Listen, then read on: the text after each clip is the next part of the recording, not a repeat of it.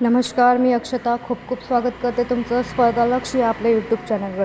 आपण सगळे पाहत आहोत महाराष्ट्र शासनातर्फे सार्वजनिक बांधकाम विभागामध्ये मुंबईतर्फे जाहिरात प्रसिद्ध झालेली आहे आणि एकूण 14 प्रवर्गासाठी ही जाहिरात आहे आणि टोटल 1109 एवढी पदं आहेत का पाहूयात आपण कुठली पदं आहेत आणि कुठलं याची बेसिक सॅलरी काय आहे, संपूर्ण माहिती आपण या व्हिडिओमध्ये पाहणार आहोत। तुम्ही पहा, इथे फर्स्ट जाहिरात आहे कनिष्ठ अभियंता सार्वजनिक मुंबईसाठी ही जाहिरात आहे। याची एकूण पदे आहेत 532 आणि याला त्यांनी बेसिक सॅलरी दिलेली आहे 41,800 ते 1,32,300 रुपये बेसिक सॅलरी दिलेली आहे। दुसरं जे पद आहे ते आहे कनिष्ठ अभियंता विद्युत, त्याच्यानंतर ती सुद्धा मुंबईमध्ये आहे।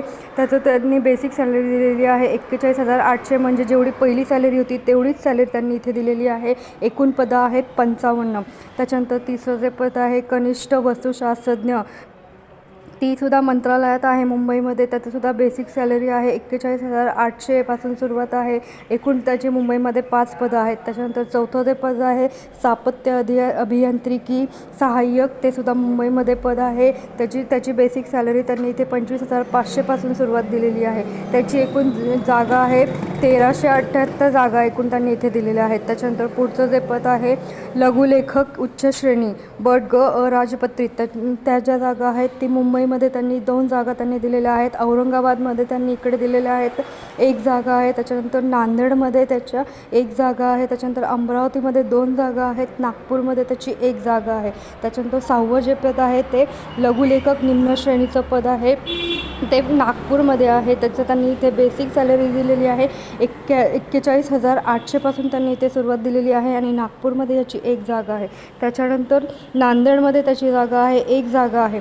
त्याच्यानंतर 7वं जे पद आहे उद्यान पर्यवेक्षक, त्याची मुंबईमध्ये आहे जागा, ते 12 जागा एकूण आहेत आणि त्याची यांनी बेसिक सॅलरी दिलेली आहे 35,400 पासून यांनी बेसिक सॅलरी दिली आहे। 8वं जे पद आहे ते सहाय्यक कनिष्ठ वस्तुशास्त्रज्ञ, मुंबईमध्ये ही जागा आहे आणि याची बेसिक सॅलरी त्यांनी दिलेली आहे 32,000 पासून सुरुवात दिलेली आहे। एकूण 9 पदं ह्याची मुंबईमध्ये आहेत। 9वं जे पद आहे स्वच्छता निरीक्षक आहे, हे सुद्धा मुंबईमध्ये मंत्रालयात पद आहे। याचंसुद्धा त्यांनी बेसिक सॅलरी 25,500 पासून सुरुवात दिलेली आहे आणि याचं 1 पद मुंबईमध्ये आहे। पुढे पाहूयात आपण कुठल्या कुठल्या विभागासाठी जागा आहेत। इथे बघा, सर्वात जे महत्त्वाचं पद आहे ज्याच्यासाठी कोणीही फॉर्म भरू शकतं ते आहे, इथे तुम्हाला दिसते वरिष्ठ लिपिक गट क 10 नंबरचं जे पद आहे त्याच्यासाठी औरंगाबादमध्ये सर्वात जास्त म्हणजे 13 जागा आहेत आणि याची बेसिक सॅलरी 25,500 पासून त्यांनी दिलेली आहे। त्याच्यानंतर तेच पद नांदेडमध्ये त्याची 1 जागा आहे। त्याच्यानंतर नागपूरमध्ये 10 जागा आहेत।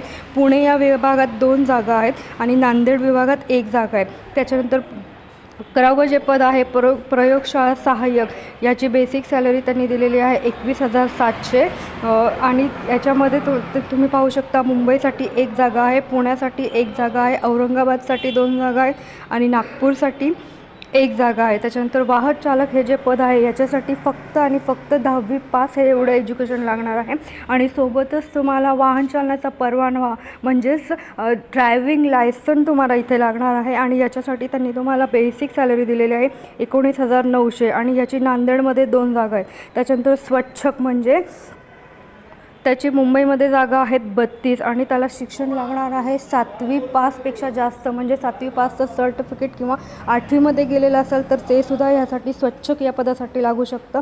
त्याच्या मुंबईमध्ये 32 जागा आहेत। त्याच्यानंतर शेवटचं जे 14वं पद आहे ते म्हणजे शिपाई गट डचं हे पद आहे।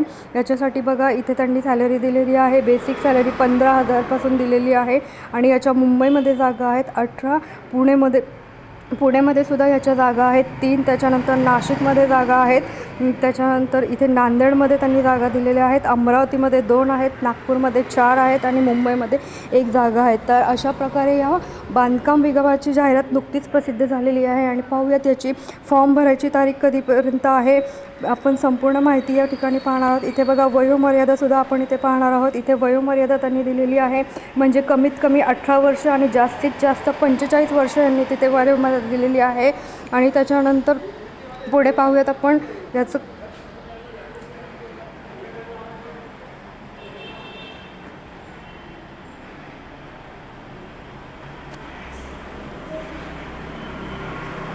पहा, इथे त्यांनी दिलेलं आहे की इथे याच्यासाठी परीक्षा शुल्क काय असणार आहे. खुल्या प्रवर्गासाठी 1000 रुपये आणि जे मागासवर्गीय आहेत त्यांच्यासाठी 900 रुपये यासाठी त्यांनी शुल्क दिलेलं आहे. सोबतच त्यांनी इथे दिलेलं आहे म्हणजे एका अनेक पोस्टसाठी सुद्धा इथे फॉर्म भरू शकतात. म्हणजे इथे दिलेलं आहे उमेदवार प्रसिद्ध केलेल्या जाहिरातीसाठी एकापेक्षा अधिक पदांकरता अर्ज करायचे असल्यास अशा प्रत्येक पदासाठी स्वतंत्र अर्ज करून त्यासाठी स्वतंत्र परीक्षा शुल्क भरणे बंधनकारक आहे. म्हणजेच काय, एकापेक्षा जास्त पोस्टसाठी सुद्धा इथे अप्लाय करू शकतो, पण प्रत्येकाची फी इथे वेगवेगळी असणार आहे.